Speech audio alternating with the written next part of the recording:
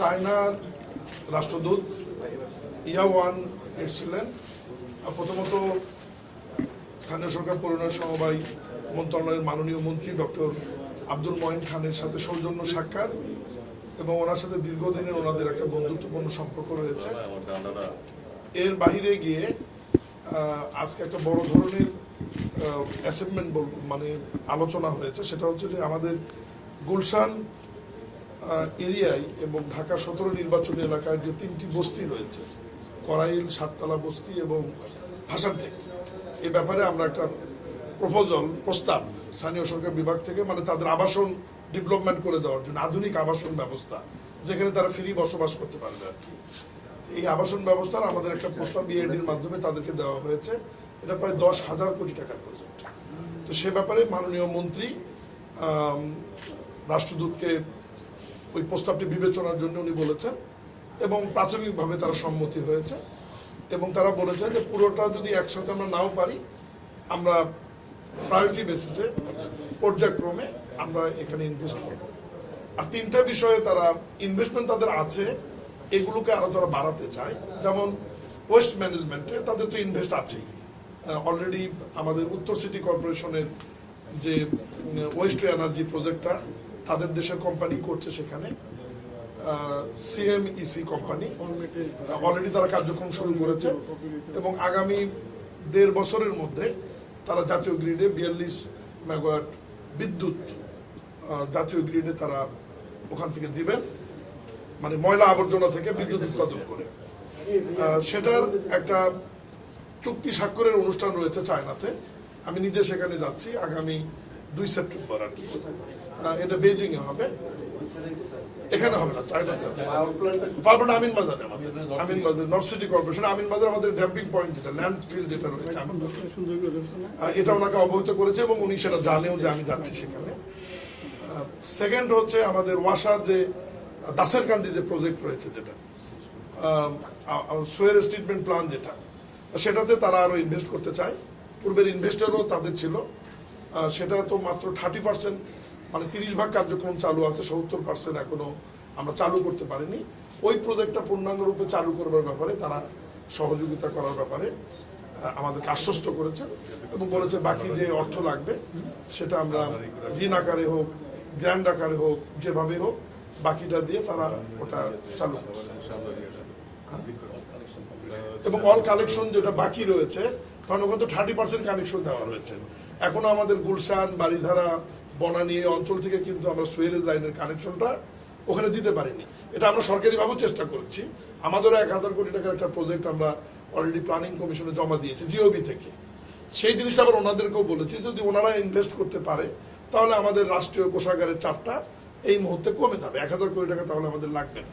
এটা নিয়ে উনি সম্মতি দিয়েছেন যে ঠিক আছে, এটা নিয়ে তাহলে আমরা কাজ করব। সেকেন্ড যেটা, ওই যে আমি যেটা বললাম যে রিনিউয়েবল এনার্জি, যেটা নবায়নযোগ্য জ্বালানি, যেটা ওয়েস্ট টু এনার্জির বাহিরেও তারা আমাদের সাথে সৌর বিদ্যুৎ, আমাদের যেহেতু একদম প্রাতিষ্ঠানিক রূপ রয়েছে একদম মাঠ পর্যায় পর্যন্ত, ইউনিয়ন পরিষদ, উপজেলা পরিষদ, হাট বাজার, গ্রামীণ হাট বাজার, এরপর পৌরসভা, সিটি কর্পোরেশন, এই জায়গাগুলোর রুপটপে আমরা সোলারের মাধ্যমে যাতে সৌর বিদ্যুৎ উৎপাদন করতে পারি সে ব্যাপারেও তারা সহায়তা করবে। এবং এই বিদ্যুৎটা এরকম, এখন আমরা একটা বিদ্যুৎ মন্ত্রণালয় যেভাবে এখন যাচ্ছে সেটা হচ্ছে নেট মিটারিং এর মাধ্যমে আর কি। দিনের বেলা যদি আমরা সৌর বিদ্যুৎটা ইউজ করি, রাতের বেলা যদি আবার আমরা মানে পিডিবির বিদ্যুৎ ইউজ করি, তাহলে নেট মিটারিং এর মাধ্যমে ওটা সমন্বয় হবে। এ ব্যাপারেও তারা ইনভেস্ট করার জন্য সম্মত হয়েছে। এটা মূলত আমাদের মন্ত্রণালয়ের বিষয় ছিল।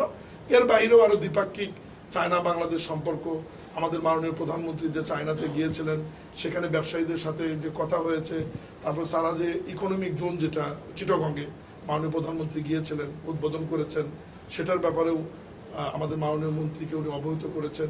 এর বাইরেও আরো কি কি করছেন আমাদের দেশের জন্য, যে কথাগুলো উনি বলে গেল আপনাদের সাথে, এই বিষয়গুলো আলোচনা হয়েছে। এবং রাজনৈতিকভাবে বিএনপির সাথে তাদের রাজনৈতিক দলের যে সম্পর্ক সেটা তো রয়েছেই, এটা আরো মানে গভীর থেকে গভীরতর নিয়ে যাওয়ার জন্য তারা কাজ করার ব্যাপারে এখানে বলছে যে মাঝে মাঝেই বিএনপি ওখানে যাবে এবং তাদের দল এখানে আসবে। পারস্পরিক রাজনৈতিক সম্পর্কটাও দেশের সম্পর্কের পাশাপাশি রাজনৈতিক সম্পর্কটাও তারা বিল্ড আপ করতে চায় আর কি, মূলত এই বিষয়গুলো। ও আর ওই যে উনি তো যার সঙ্গে বলে গেল যে আমাদের যেটা সরকারের যেটা ঘোষণা ইস্তেহারে, সেটা যে আমরা যে স্কিল ডেভেলপমেন্ট করে থার্ড ল্যাঙ্গুয়েজ ভাষা যেটা, তৃতীয় ভাষা যেটা শিক্ষা দিয়ে আমরা দেশের বাহিরে ম্যান্ডোলিন ভাষা যেটা আর কি, দেশের বাহিরে আমরা যে জনশক্তি রপ্তানির যেটা আগ্রহ বা মাননীয় প্রধানমন্ত্রীর যে প্রতিশ্রুতি রয়েছেন, এ ব্যাপারে তারা 100% অলরেডি প্রস্তুতি নিয়েছে। স্কিল ডেভেলপমেন্ট এবং থার্ড ল্যাঙ্গুয়েজ যেটা শেখানোর ব্যাপারে তাদের দেশের লোক এখানে আসবে এবং এই ব্যাপারে যতটুকু সহযোগিতা করা লাগে সেটা বাংলাদেশ সরকারকে তারা ফ্রিতে করবে, এ ব্যাপারে তারা কোনো অর্থ নেবে না। সৌর বিদ্যুতের ইনভেস্টের টাকার কথা বলেনি, বলছে যে এটা যেখানে যা লাগে তারা সেভাবে তাদের বিভিন্ন ব্যাংক বা বিভিন্ন ব্যবসায়ীরা তারা করবে।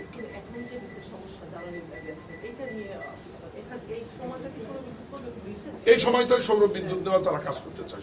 শুধু সৌর বিদ্যুৎ না, যেমন ওয়েস্ট এনার্জি নিয়ে তারা উত্তরে কাজ করেছে, আমরা বলেছি যে সেম আমাদের সাউথেও তো আমাদের ময়লা আবর্জনা ল্যান্ডফিল্ডে পড়ে আছে লক্ষ লক্ষ টন।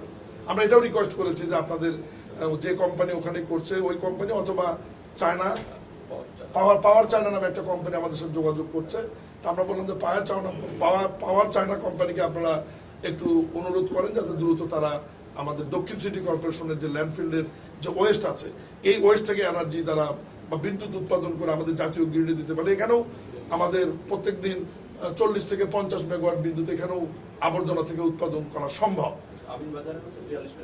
42 ওটা অলরেডি আমাদের এগ্রিমেন্ট হয়ে গেছে, কিন্তু তাদের ফাইনালি এগ্রিমেন্ট যেটা হবে তাদের ব্যাংক এবং ইয়ার সাথে এবং আমাদের ত্রিপাক্ষীয় যেটা সেই এগ্রিমেন্টে আমি উপস্থিত থাকবো। হ্যাঁ, ওরা তো এগ্রিমেন্ট বিদ্যুৎ এখানে 3টা বিভাগের সাথে এগ্রিমেন্ট হয়েছে, লোকাল গভর্নমেন্টের সাথে, বিশেষ করে লোকাল গভর্নমেন্টের সাথে, পরিবেশের সাথে, বিদ্যুতের সাথে। খরচটা একটু বেশি হবে কিন্তু আমাদের লাভটা অন্য জায়গায় আছে। আমরা 21.70 আর কি 21 টাকা 70 পয়সা সেন্ট হিসাবে আমরা বিদ্যুৎ তাদের কাছ থেকে ক্রয় করবো, মানে 25 টাকা ইউনিট। এটা এমনিতে মনে হচ্ছে অনেক বেশি, কিন্তু আমাদের লাভটা হচ্ছে অন্য জায়গায়। আমাদের ময়লা আবর্জনাগুলো তো তারা ধ্বংস করে দিচ্ছে এবং সেখানে যে ময়লা আবর্জনা ওয়েস্ট থাকছে সেখান থেকে জৈব সার হচ্ছে এবং তারা ল্যান্ডফিল্ডে ব্যবহার করবে, এটার জন্য মাসিক একটা ভাড়া সিটি কর্পোরেশনকে তারা দেবে এবং এই জায়গায় বাংলাদেশ সরকারের বিন্দু মাত্র কোনো ইনভেস্ট করতে হচ্ছে না। তা আমাদের তো ময়লা আবর্জনা একটা বড় বোঝা এই জাতির জন্য, ঢাকা শহরের জন্য। তো এখান থেকে যদি তারা বিদ্যুৎ উৎপাদন করে আমাদেরকে ফ্রি দেয় এবং মূল্যটা হয়তো বেশি মনে হচ্ছে, কিন্তু পরিবেশের দিক বিবেচনা করলে, তারপরে আপনার কার্বন ট্রেডিং এর বিবেচনা করলে আমাদের ওই খরচটা আবার অন্যভাবে চলে আসবে। আমিনবাজারে না, চুক্তি তো অলরেডি হয়ে গেছে, কিন্তু আনুষ্ঠানিকভাবে ত্রিপক্ষীয় একটা চুক্তি হবে। ও যে ব্যাংকটা ইনভেস্ট করবে ওই ব্যাংক, ওই কোম্পানি এবং আমাদের। ওরা তো উৎপাদনে বলেছে যে 18 মাসের মধ্যে আর কি, মানে 28 সালের আগস্ট অথবা সেপ্টেম্বর, ঠিক এরকম সময়ে তার জাতীয় গ্রিডে বিদ্যুৎ। এটা করাইল 7 তলার ভাষণ থেকে না, ওটা তো আমরা প্রস্তাব আজকে দিয়েছি অলরেডি। আমাদের মন্ত্রণালয়ের প্রস্তাব ইআইডির মাধ্যমে তাদের কাছে পৌঁছেছে, তারা এটা জানে, তাদের নলেজে আছে। তারা বলছে যে আমরা একবারে 10,000 কোটি টাকা তো অনেক বড় ভলিউম, তারা বলছে যে আমরা একবারে পারবো না, পর্যায়ক্রমে আমরা তারা এখানে ইনভেস্ট করবে।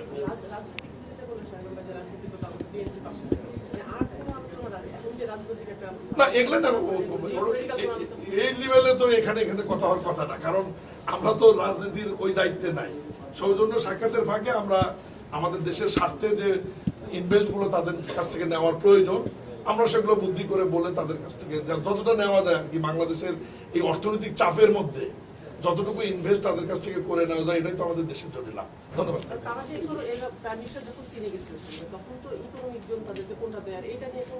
দিয়ে দিতেছে তাদেরকে, চিটাগাং একটা দিয়ে দেওয়া হয়েছে। হ্যাঁ, ওরা নিয়ে, উনি তো নিজেই বলে গেল। এবং মংলাতেও তারা বলে গেল আজকে যে মংলা পোর্ট তারা ডেভেলপ করে দেবে। এটা ব্যাপারে আজকে মাননীয় মন্ত্রীর সাথে উনি ইনফরমেশন দিয়ে গেল আর কি, এটা নিয়েও আমাদের সাথে কথা হয়ে গেছে এবং মংলা পোর্টেও তারা কাজ শুরু করবে খুব দ্রুত সময়ের মধ্যে এবং মংলা পোর্টের সাথে চিটাগাং পোর্টের একটা লিঙ্কেজও তারা করে দেবে। Thank you.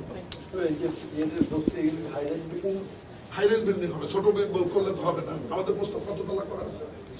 20 তলা করে করা আছে।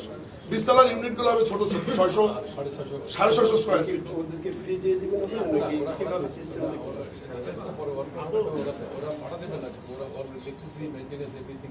ভাড়া হয়তো আমরা নেবো না, কিন্তু ইউটিলিটি চার্জ গুলো তো তাদেরকে দিতে হবে, এগুলো তো আর সরকার বহন করতে পারবে না। ধরুন তারা বিদ্যুৎ যেটা কনজিউম করবে সেটা হয়তো তাদের দিতে হবে, তারা পানির বিলটা হয়তো তাদের দিতে হবে, গ্যাসের সংযোগ যদি আমরা দেই সেটা দেবে, ক্যাম্পাস ক্লিনিং এর যে বিলটা সেটা দেবে, কিন্তু আমরা তাদের কাছে বিক্রিও করবো না এবং তাদের কাছ থেকে মাসিক ভাড়াটাও নেব না, ইউটিলিটিটা তারা দেবে। এইভাবে প্রাথমিক প্রস্তাবনা মাননীয় প্রধানমন্ত্রীর অনুশাসন অনুযায়ী আমাদের মন্ত্রণালয় থেকে রেডি করে আমরা ইআরডির মাধ্যমে তাদের কাছে পাঠিয়ে, নট অনলি তাদের কাছে দিয়েছি, আমরা ওয়ার্ল্ড ব্যাংকেও দিয়েছি, এডিবিকেও দিয়েছি।